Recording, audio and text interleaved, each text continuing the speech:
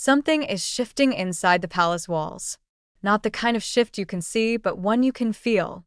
A tension rippling through corridors lined with portraits of kings and queens long gone. A secret whispered between aides, sealed behind smiles for the cameras. Because this time, it's not about power or scandal. It's about family. And at the heart of it all, one woman who never asked to be royal might soon become one. Zara Tindall, the king's niece. Olympic equestrian. The daughter of a princess who said no to titles, no to protocol, and no to raising her children under the weight of a crown. For 44 years, Zara has lived as something the monarchy rarely allows free.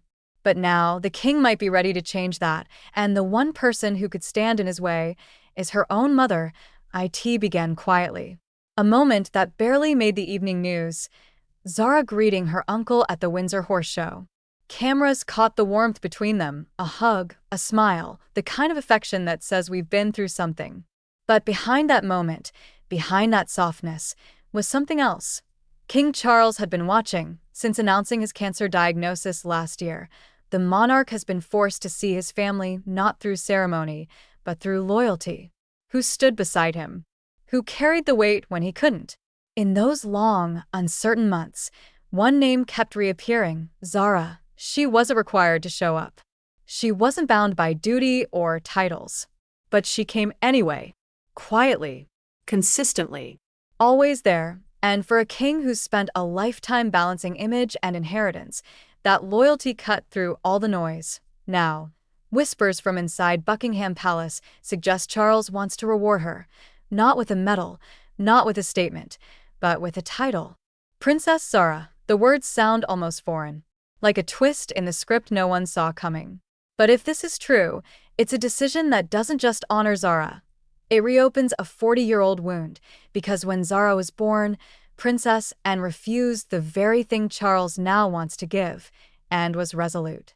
She believed titles were shackles dressed in gold. That her children would live richer, freer lives without the constant scrutiny that haunted every royal generation before them. Mixed blessing, she called it once. A life of privilege that costs you your peace. And she wasn't wrong. Zara grew up grounded, laughing at muddy events, living by her own choices. She built a life defined not by the monarchy but by meaning, mother, athlete, woman. No palace guards, no press secretaries, no daily briefings. Just life. And it worked. The public loved her precisely because she wasn't a princess. Zara was proof that you could be royal by blood but human by choice. So why risk it now? Because the king has changed. Illness changes people. It strips away the distractions, the politics, the performative distance. Charles has spent decades trying to modernize the monarchy, but what he's realizing now is that modernization isn't about cutting people out. It's about bringing the right ones in, and Zara has proven herself to be exactly that: loyal, relatable, loved. She bridges the gap between the crown and the people. She's the kind of royal Britain can actually believe in, but inside the palace, belief is dangerous. Because if Charles breaks the unspoken rule and grants Zara a title now, he's not just honoring one niece.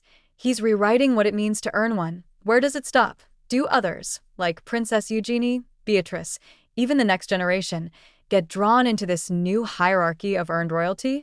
Or does it blur the line between blood and merit, between duty and affection? And, of all people, would see the risk. Her entire identity as a mother, as the Princess Royal, is built on the choice to raise her children outside that gilded bubble. To undo that now might feel like undoing her own legacy, and make no mistake, and isn't one to hide her opinions.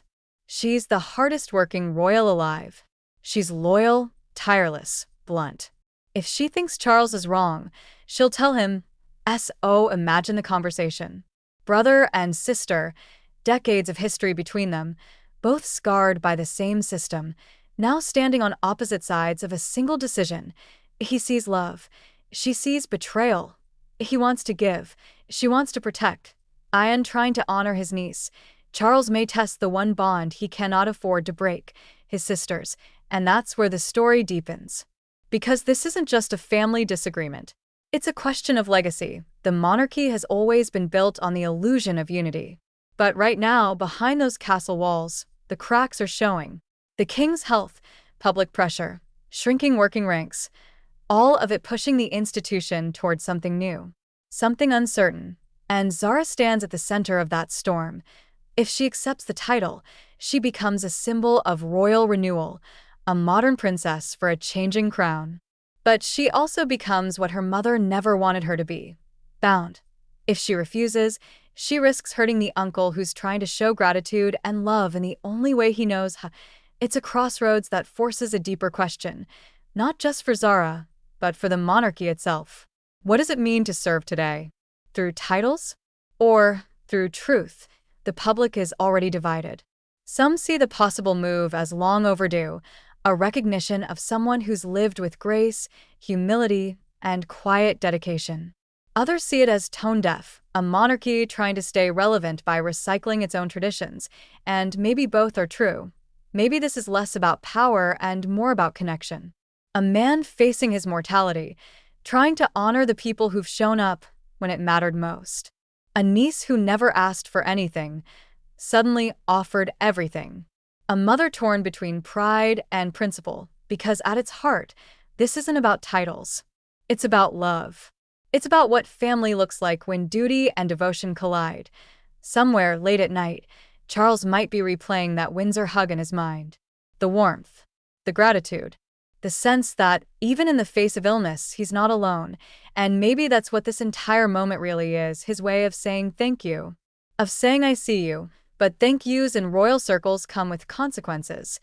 Every move is watched, every gesture analyzed. If Zara becomes a princess, history will remember it not just as a sweet gesture, but as a turning point.